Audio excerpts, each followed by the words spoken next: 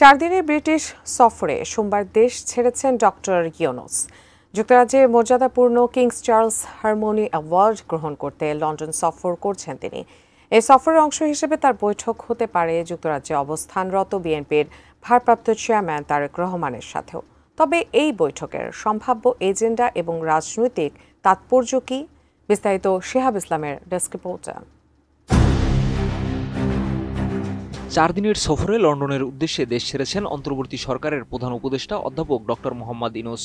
এই সফরের অন্যতম গুরুত্বপূর্ণ একটি কর্মসূচি হতে পারে বিএনপির ভারপ্রাপ্ত চেয়ারম্যান তারেক রহমানের সঙ্গে বৈঠক। আগামী শুক্রবার 13 জুন লন্ডনের একটি হোটেলে এই বৈঠক অনুষ্ঠিত হওয়ার কথা রয়েছে, যার সিদ্ধান্ত নেওয়া হয়েছে গতকাল সোমবার বিএনপির স্থায়ী কমিটির ভার্চুয়াল বৈঠকে। বিএনপির স্থায়ী কমিটির সদস্যরা জানিয়েছেন, এটি সৌজন্য সাক্ষাৎ হলেও আলোচনার মুখ্য বিষয় হবে বাংলাদেশের আগামী জাতীয় নির্বাচন। দলটির স্থায়ী কমিটি ইতিমধ্যে কয়েকটি প্রস্তাবনা ভারপ্রাপ্ত চেয়ারম্যান তারেক রহমানের কাছে হস্তান্তর করেছেন। সোমবার সন্ধ্যায় এমিরেটস এয়ারলাইন্সের একটি ফ্লাইটে ঢাকা ত্যাগ করেন ডক্টর মোহাম্মদ ইউনূস ও তার সফর সঙ্গীরা। সফর দলে রয়েছেন বাংলাদেশ ব্যাংকের governor doctor Ahsan H Mansur এবং দুর্নীতি দমন কমিশনের চেয়ারম্যান ডক্টর আব্দুল মোমেন। বিশ্বমানের থার্মিক্স রড, সালাম স্টিল থার্মিক্স, দেশের একমাত্র থার্মিক্স রড।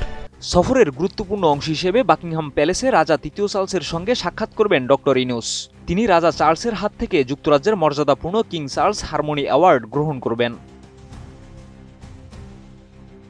এছাড়া রাজা চার্লসের সঙ্গে বৈঠকে বাংলাদেশের অর্থনৈতিক উন্নয়ন, বাণিজ্য সম্প্রসারণ, বাংলাদেশ থেকে পাচার হওয়া অর্থ ফেরত আনা এবং অবৈধ অর্থ পাচার রোধে সহযোগিতা নিয়েও আলোচনা হওয়ার সম্ভাবনা রয়েছে।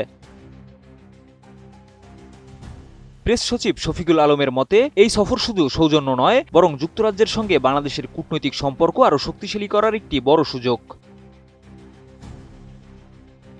কিন্তু ডক্টর ইউনূস ও তারেক রহমানের সম্ভাব্য এই বৈঠক ঘিরে রাজনৈতিক মহলে চলছে তীব্র আলোচনা।